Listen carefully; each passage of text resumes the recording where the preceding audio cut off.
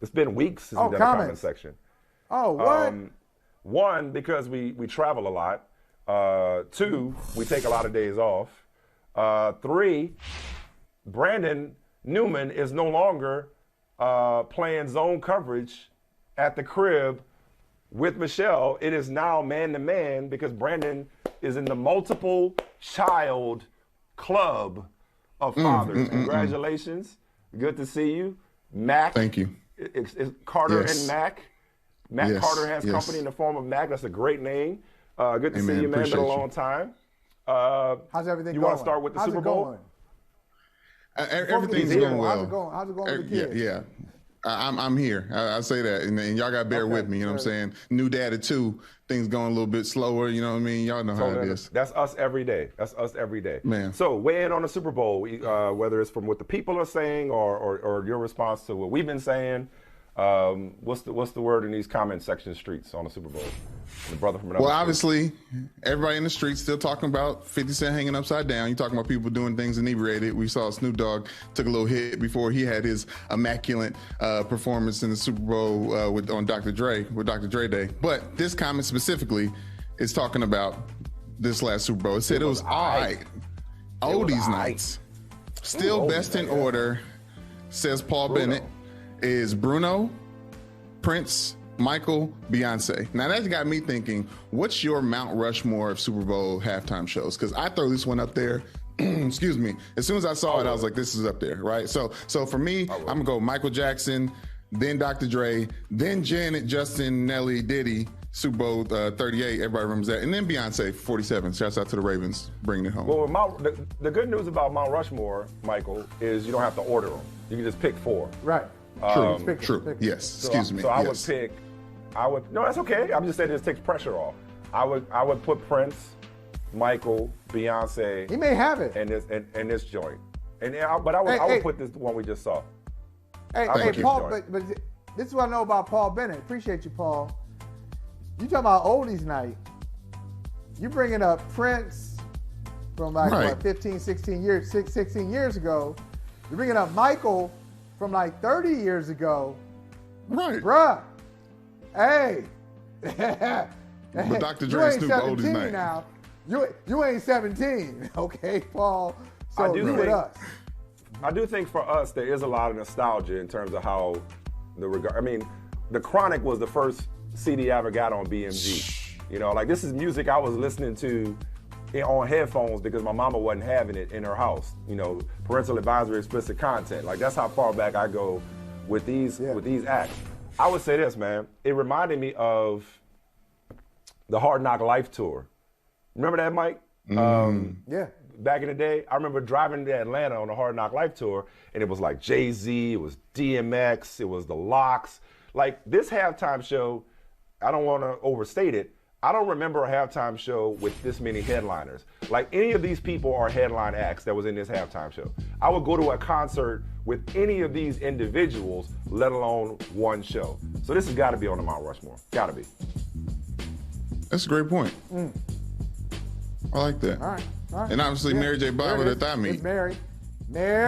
Bruh, she still got it. Kendrick was when he did All Right, that was the best number in the set. All right. Any other comments that you have curated for us, Brandon, on any other subject? Yes, there's a lot. Maybe it's been a long time. You probably got a lot. Yeah. Maybe next week we can jump into the Stafford Joe Burrow argument because a lot of people popping off about that just recently. But right now, James Harden, the Sixers, Ben Simmons, the Nets. A lot of heat coming from obviously True Story said the creative dancers in Philly are sure in for a huge pay raise. College tuition is covered. Shout out to creative dancers everywhere around Houston, Atlanta, Vegas. I think that limits James Harden. That limits his range. Because James Harden he's not restricted to the home. He's not restricted to the home market. James Harden has shown that he will go where the action is, wherever he needs to go. Gets it in. Yeah. Okay, all right. Yeah. Go ahead. Make-A-Wish Foundation for creative dancers. Next was CD. He said, Oh, actually, let's go to this one because I do think this is the case as well. Significant Nobody said Nets will win before Philly. James and Joel will clash. And if you're looking at receipts, that's what James Harden does with these stars. That's true.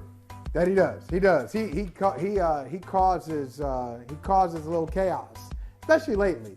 Lately, Mike, I feel like James Harden is searching for something. I don't know what it is. Probably not a championship. He's just searching for, I don't know, relevance. Something new? I'm not sure. It's just new. It's just. And I know people like this. I know people like this. Some dudes some people just have short attention spans. And they'll say all the right things when they have to say all the right things, and eventually they just fall out of love with whatever it is they're doing or whoever it is they're with. This is what I wonder, just trying to give him the benefit of the doubt in this respect. If he wants to be a free agent, or if he plans on getting another big contract, at a certain point, doesn't this act get old, even for him? And doesn't he realize, all right, it didn't work in Houston with all these other co-stars.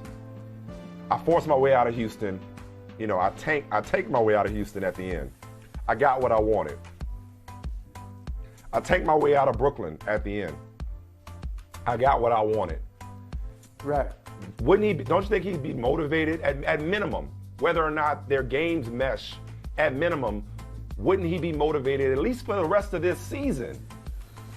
Almost, it's kind of like, not an exact comparison. Kind of like Odell Beckham. When the Browns gave him his wish, and Odell had everything to prove and every reason to fall in line with the Rams culture. Even if Odell might have been some of the things people thought he was in New York and Cleveland. Let's say, for argument's sake, he did have those shortcomings. He was going to be on his best behavior in LA. He was going to fit in. He was not going to cry about targets. He was going to be a team player because he had so much on the line. You would think that Harden would realize, I'm playing with, in some people's opinion, the best player in the world right now. We talked about that earlier, Mike. Maybe the MVP right now. If this doesn't work, it's going to be on me if this doesn't work. So I would like to think that he'd be self-aware enough to realize that. Yeah, you self-aware. What rhymes with self-aware? Care. I don't think he cares. I don't think he cares of how, it looks and if it's on him. Because even if it is on him, he'll spin it and he'll make it about Doc or Daryl Morey or Embiid, Philly fans, something. He'll blame somebody else. That's what he does. I think it's back to what you said, Michael Smith. He's looking for it to be somebody else's fault. And he's going to keep searching until it's clearly somebody else's fault. That's why I think this trade is so interesting, because it's really this exchange of villains in so many respects. Yeah. No, it's Here's more. Here's somebody else from who got pissed off. This is clearly a Philly fan. First, Ben Simmons tried to trade me. Trade me 4 years with 4 years left of my contract. Excuse me, y'all. Then he tried showing up and not responding to coaching. Then he tried giving me my money back. Then he tried, I have mental health issues and I want my money back. So yeah, he's full of crap. This is somebody who's clearly hurt by Ben Simmons. Well, and I think it's connected to our conversation too. Yeah, I'm about to say that sounds like a lot like what you said, Michael.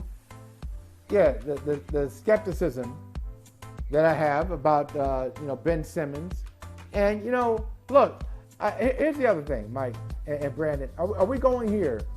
How far do we take it when we say if we're not willing to be specific? Because we've all said it. We've said this many times on the show. Mental health is not really a specific. That's not a specific way of talking about an issue. I think we need to be more specific. Yeah. It is way too broad. Yeah.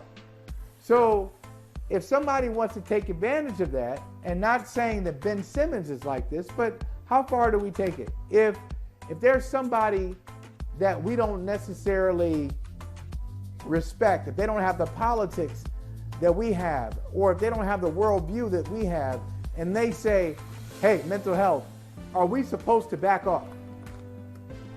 That's the boundary.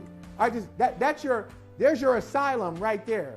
I get asylum, I get immunity. If I say mental health, stay away from me. No matter what I'm talking about. Let me try this. Let me try this. Are we going there? Let me give this a shot. This may or may not work, but I'm gonna give it a try anyway. Do you know how when you give money to somebody on the street, it's not your job to determine what they do with that money.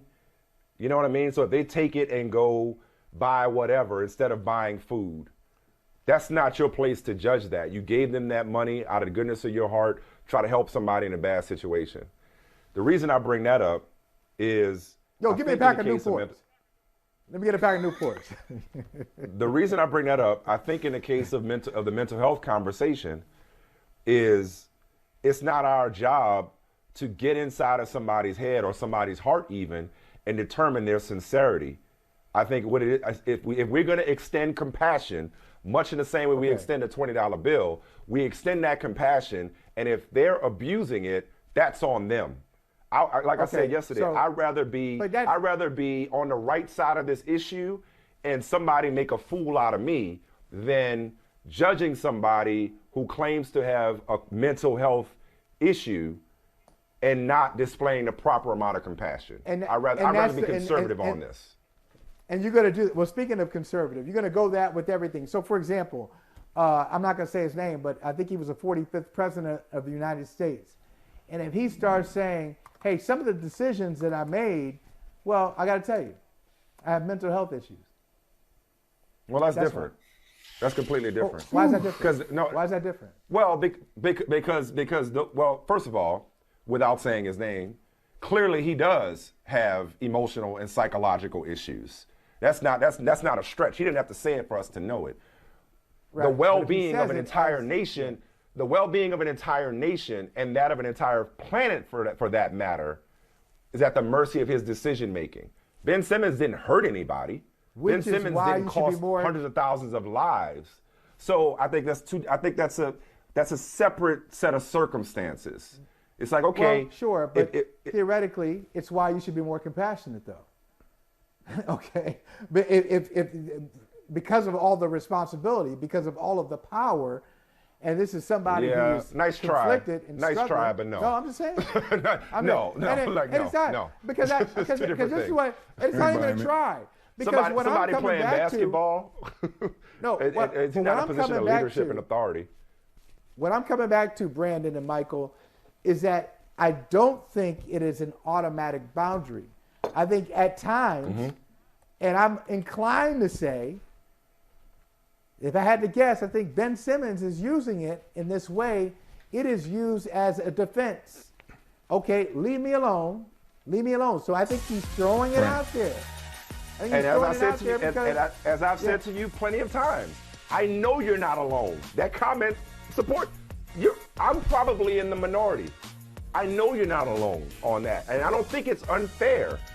I'm just telling you how I choose to go about it, Mike. You know what I mean? And I feel better erring on the side of caution. For what it's worth, and maybe he's just trying to say the right thing for once, Daryl Morey says he believes Ben Simmons. And even if we don't believe Ben Simmons, does it matter what we believe or not? What matters is his happiness and his health. And he doesn't owe us more of an explanation than he gave. So, anyway, Brandon, good to see you. Thank you. Hey, thanks for watching Brother from Another on YouTube. Make sure you hit subscribe before you leave, and be sure to watch us 3 to 5 p.m. Eastern Time on Peacock. Appreciate you.